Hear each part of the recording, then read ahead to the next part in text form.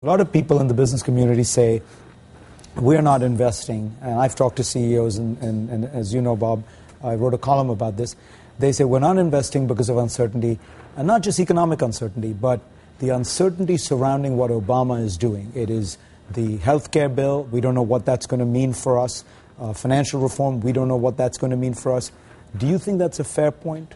I think it's a fair point that there is some strain in the relationship between the business community and government, and I think that confidence is absolutely central to what happens in the economy. I think the business community needs to understand the tremendous pressures that the Obama administration faces from all of the kinds of issues and the concerns of 300 million Americans, and I think the administration, for its part, needs to have a better understanding of the problems that business is facing and try to relate to those more. Last week on Meet the Press, Alan Greenspan said, I've been around Wall Street since 1949, and I have never seen the venom that is now directed from Wall Street toward government. I think an awful lot of this conversation about as though Wall Street's upset with Obama, it's all, it's because people don't have something sensible to talk about, I suppose. I don't think there's much merit to that conversation, and I don't think we got financial systems reform because we didn't get clear, straightaway action on raising capital requirements for financial institutions, which admittedly we need to negotiate with the rest of the world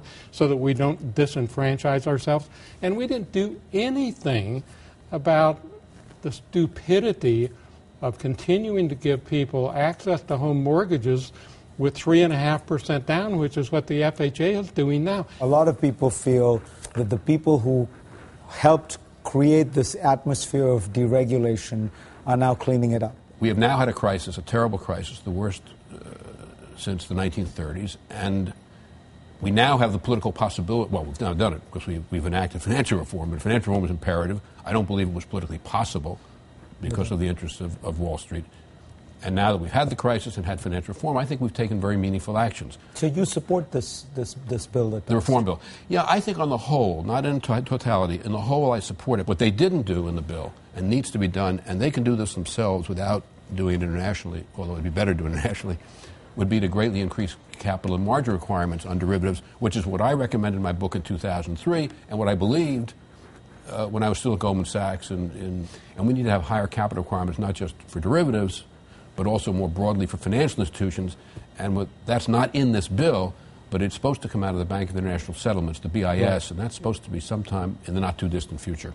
If you could wave a magic wand, how would you create more demand in the economy? I think the president could earn a lot of credit and could make a huge difference if he would lead the charge for fundamental tax reform.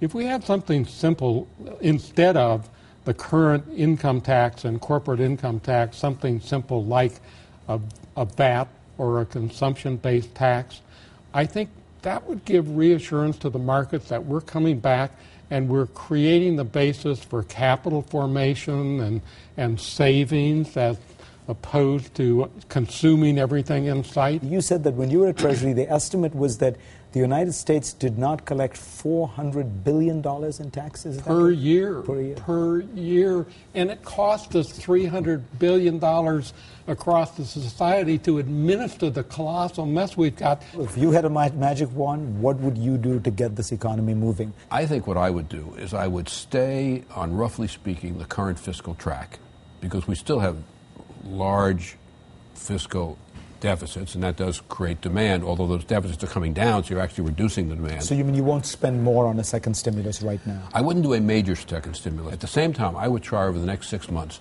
to put in place a very serious beginning of deficit reduction that would take effect at some specified time in the future, and I would guess something like 2 years. Paul O'Neill, Robert Rubin, thank you very much.